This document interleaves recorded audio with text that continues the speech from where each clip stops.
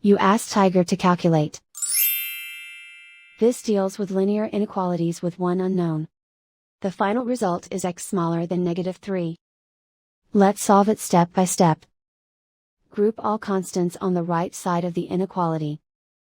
Subtract 6 from both sides.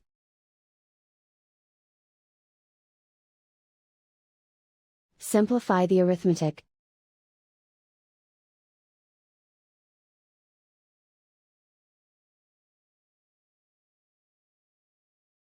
Isolate the x.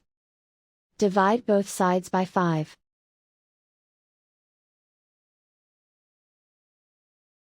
Simplify the fraction.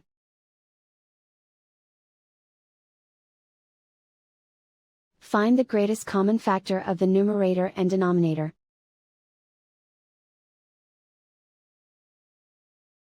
Factor out and cancel the greatest common factor.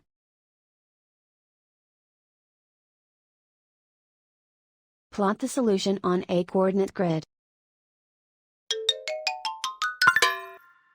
And so the final result is x smaller than -3.